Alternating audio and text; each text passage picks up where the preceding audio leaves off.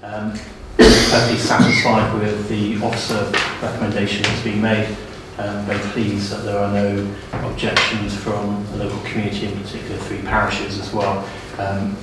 Just like to say thank you very much to the planning officers and all the other officers of the council for their assistance and for helping to secure the amendments during the course of the application. So I've got nothing further to add and allow you to get on to your discussions unless there's any areas of clarification that you might have. Thank you very much for a short presentation. Thank you. Right, members who would like to go first? Rochelle. Parking, as usual. The flats there are 14 flats there, but 12 spaces. Or 12 flats and 14 spaces. That means that these people are now expected to have 2 cars. And if you're in Arborfield, there is no way to get any place pretty much, unless you're very lucky and get the bus. It's, again, misallocation of spaces. They may have close to the level they should have. There's 79 dwellings, 151 spaces means 9 short in my calculations normally of 2 spaces per car, 2 spaces per dwelling. Comment? Well, I would let the officer come back, Michelle, but it does meet our policy standards. Whether you disagree with the standards, that's one thing, but it does meet our standards. Indeed. I think it's just worth picking up that obviously you've picked up on the flat flats here. Yeah. There's also all the green ones shown on this plan are unallocated visitor spaces. So there is a good level, as you can see, of spread of unallocated and visitor parking in that area. It's worth picking up. Alex mentioned that obviously each of the properties have a minimum of 1 parking space. All of the houses have a minimum of 2 parking spaces, except for these 2 down in the bottom corner. With obviously a large section on this side having garages as well. All the garages are 3x7 to encourage use for a car, as well as obviously cycle storage, as well as all of these flats. And it's quite uncommon, so that recently, for the schemes that have been coming through, to have many allocated bays with any of the flats developments. They've all been quite heavy on allocation. The scheme provides 151 parking spaces in total. Our parking calculator only requires 137. In accordance with the site that's put forward. It does, when you look at the numbers, it does feel a little bit low, it looks a bit low, but I think that's because the mix of houses versus flats on this site, it's quite heavy in terms of flats. So for 79 units, 42 are flats, which obviously just makes it look a bit low. But some of those units are, there's 1 and 2 bedroom flats there. So in terms of our standards and what we've applied for the rest of the developments in Arborfield, this complies very well as having a bus linking through it in the next couple of phases. We just want to come back, Rochelle. Just 2 seconds more.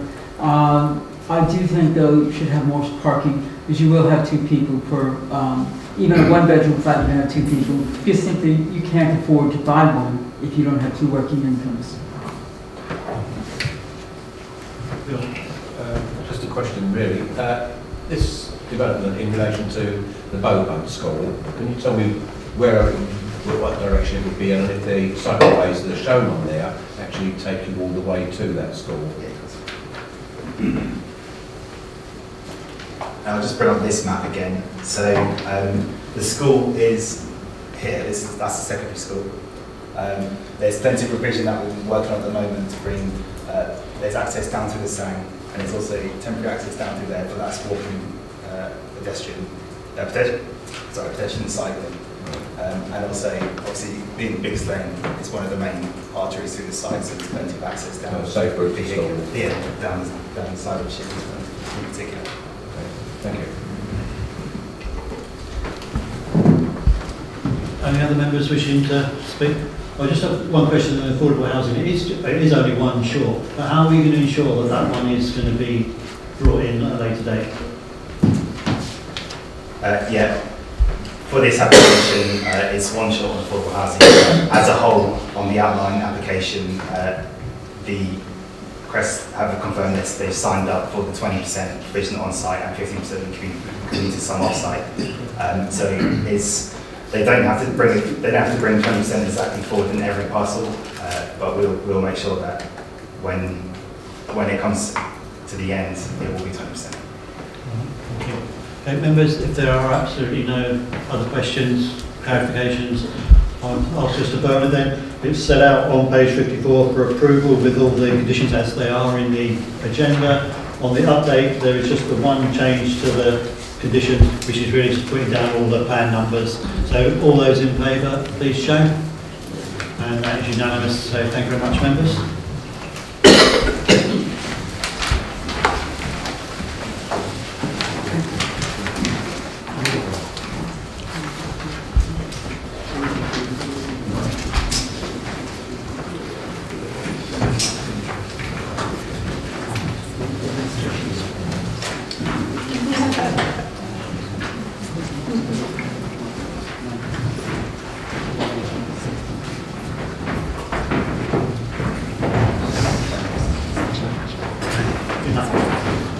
Next item then is item 29 on page 81, which is Broadway House, 79 Shoot End, just outside of here.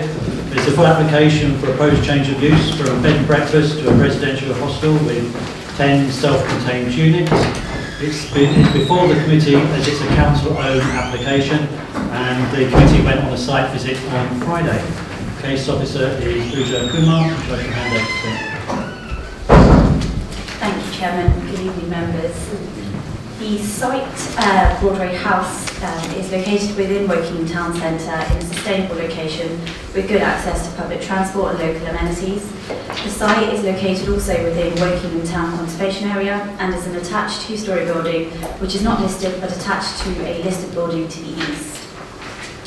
The proposal relates largely to the change of use of the building to form a 12-bedroom, so from a 12-bedroom bed and breakfast to a 10-bedroom hostel as temporary accommodation. As can be seen from the proposed floor plans here, the ground floor will provide a communal bin and cycle store as well as an office for use by the housing manager and a communal laundry area. The access door will be widened and set back. There will be 3 rooms on the ground floor, and 2 of those could be occupied by somebody requiring wheelchair access. The first floor would provide 4 bedrooms and the second floor would provide 3 rooms with a communal kitchen and larger bathroom. Externally, there will be quite minimal changes. The ground floor front windows will be made of skill glaze so that views into the bin store will be limited. The access door would be widened and set further into the site. To the rear, the ground floor windows to the existing single-storey extension would be relocated in accordance with the internal use of the space. Overall, it's considered that the visual impact of the proposed development is not considered to harm the character and appearance of the building or the conservation area. In respect of highways and parking, there is no objection from our officers. Although there is no parking available on site, there is parking available at similar sites such as Foxwood on Milton Road and 48 Oxford Road, which can be used by proposed occupants if needed. Due to the limited number of external amendments, it's considered that there will be no harm to the residential amenities of neighbouring occupants. It is acknowledged that there's only a small courtyard to the rear which provides external play area. However, due to the use of the site as temporary accommodation, this space is considered acceptable in addition to the access to public parks in the local area and the areas around the town centre. Concerns have been raised from local residents in respect of fire, health and safety regulations. Under the current application, Berkshire Fire and Rescue officers have raised no objection to the proposal. The applicant has also drafted a fire safety strategy for the site with the Berkshire Fire and Rescue consultants, and that has been approved by them. Notwithstanding this, fire health and safety regulations are subject to building control regs and not planning regulations at this stage. Local residents have also brought to attention noise and disturbance which they have experienced, and it must be noted that this is related to the site's bed and breakfast use with the previous owner of the site. The site is now owned by Woking Borough Council, and the proposed use would be managed by WBC Housing Services, who manage 2 other sites in the local area. One, which is 48 Oxford Road, is in full operation and has not received any complaints. Here are some photos of the site just to remind you. The front and rear elevations, and the bottom picture is of the rear extension as it is now. The proposed development is considered to be in accordance with national and local plan policies. Moreover, the proposal would go a long way towards meeting the need for temporary accommodation within the borough, and therefore the proposal is recommended for approval subject to the conditions within the officer's report, and there were no amendments within the members' update. Thank you. Thank you very much. Right, we have one speaker for this one as well. It's Simon Price from Wokingham Borough Council. Good evening to you. Good evening. Thank you, Chairman. I just wanted to bring some pertinent points to the attention of the committee. If approved, this accommodation would provide much needed temporary accommodation within the borough boundaries. Currently, we export the majority of our families to Slough, Reading, other areas, which obviously has an impact on their lives. Yet, in the majority, they will all be Wokingham residents. The units will be managed by the local authority in line with all our other temporary accommodation and other residential units we have within the council stock. We take pride in managing those units effectively. As mentioned, there will be a fire strategy in line with Royal Berkshire Fire and Rescue, and we'll make sure that we meet building regs as well.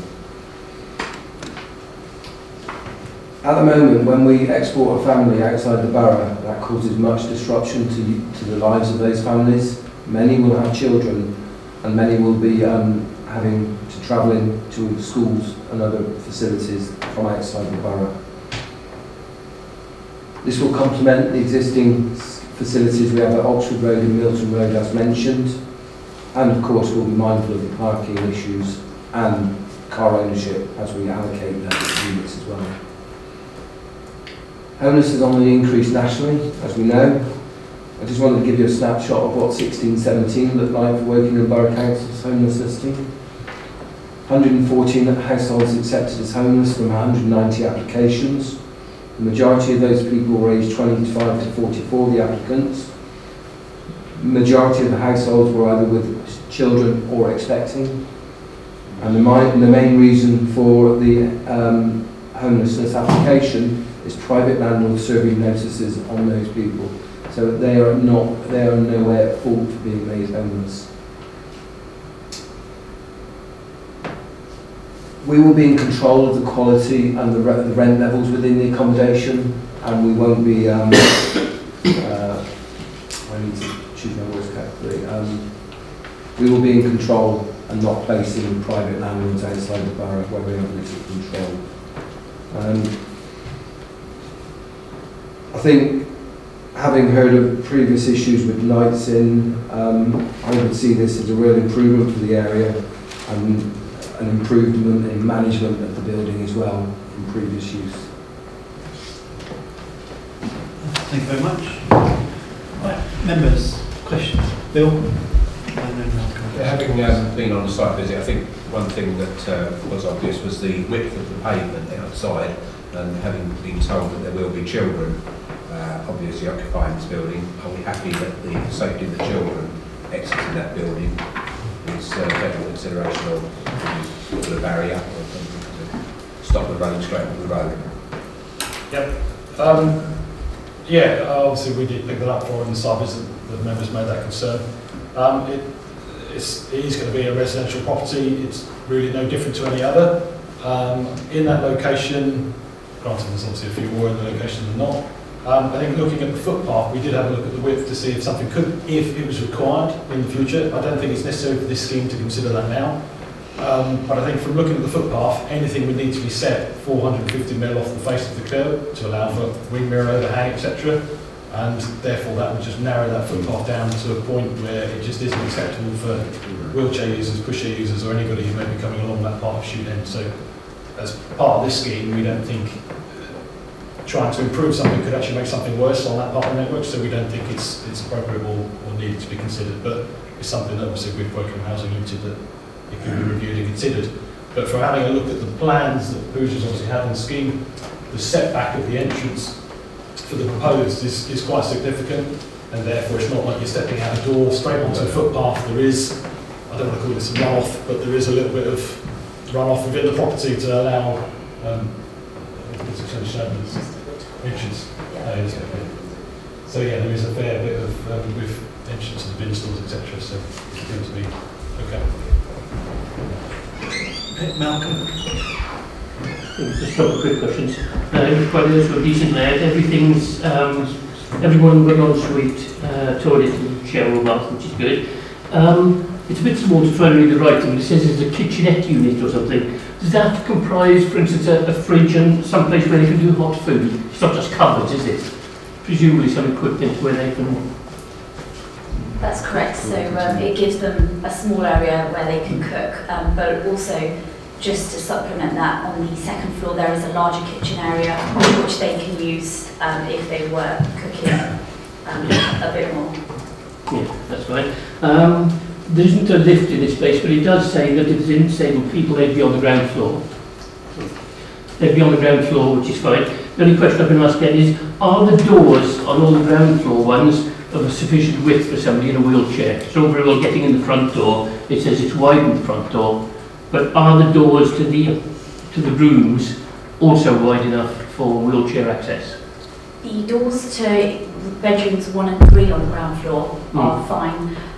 The door to bedroom 2 is also okay, however, because of the layout and the siting of the bathroom here, so that one there, it would be a bit of a struggle for a wheelchair user to use that, but units 1 and 3 are But otherwise they are wide enough for someone? Yes, they are, yeah.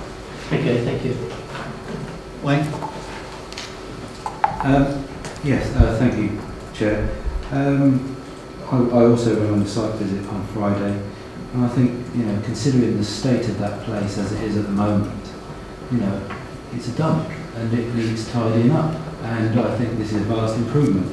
Interestingly, the town council and local members don't have any comments. Most of the observations from neighbours are things that Simon and his team are going to have to manage once the occupants are in there. They're not planning issues, and I mean they're all valid concerns, but there are things that Woking will take serious and need to manage. The only thing I would say, I don't know, hopefully I'm not saying something I shouldn't hear, is there any provision that we could make of an evening that spaces in this very large car park could be used for residents overnight, because that's when they're going to be needing parking spaces. I know I'm looking at you, Simon, but it's a very big space here, and if we could do something, if they're vulnerable individuals, I think we should. Yeah, thank you very much for those comments, Wayne. It's much appreciated. Rochelle? I think it's a very good idea that we're keeping our residents in the borough here instead of sending them out of the borough. One suggestion I might want to do is for the front door, the comments are that it would be a little bit difficult to do anything, but could you put one of those nice little buzzers that you have to push to get out high enough so that little children can't push it, so they won't go out the front door and possibly cause some damage? It's not a really big thing. They have in most primary schools. So it's not planning an issue, but you'd take But just a suggestion to... Okay. Chair, I'm looking at the applicant who's nodding, so there is a management plan condition, so it could feasibly form part of that. John? Yes. I'm looking at the proposed condition 8 number of occupants. It refers to adults, but from what we heard, there's going to be quite a few children using this building. Does it not need a restriction on the number of children occupying the building as well? Or should it not be 19 adults and children? So just turn the speaker, your mic off, and the officer will come back to you. Typically, we don't restrict the number of children that occupy any of these accommodation units. The one at 48 Oxford Road and the one at Foxwood, which was before committee last year, we had no restrictive conditions, not even on the number of adults. The reason why we've got the condition on this particular application is in respect of highway safety. So if they did have cars, we can manage that number of adults having cars at another site. If we start restricting children, it would be really difficult for the applicant to operate the site, because there's no control on how many children may be staying there, because they can, if they're there just for a week or two or maybe even for a month, make adjustments to perhaps sleep on the sofa beds that are located within the rooms, or share a bed with the adults. So typically we don't condition the number of children and adults. Philip? Thank you, Chairman. I know the site well. I've happened to live for 8 years on the terrace. The change will be a great improvement to its present appearance. Just a question about the ground floor office. Is it the intention of housing to man that all the time during office hours? I wouldn't be able to guarantee all the time because we'd like to operate the 3 facilities. So we would probably have an officer or a number of officers working the 3 sites. So I wouldn't guarantee 9 till 5 occupation by an office manager now. Okay, members, if there are no more questions then, we have the recommendations set out on page 82 then for approval with the conditions and informatives. There are no amendments on members' update, so all those in favour, please show. And that is unanimous. Thank you very much.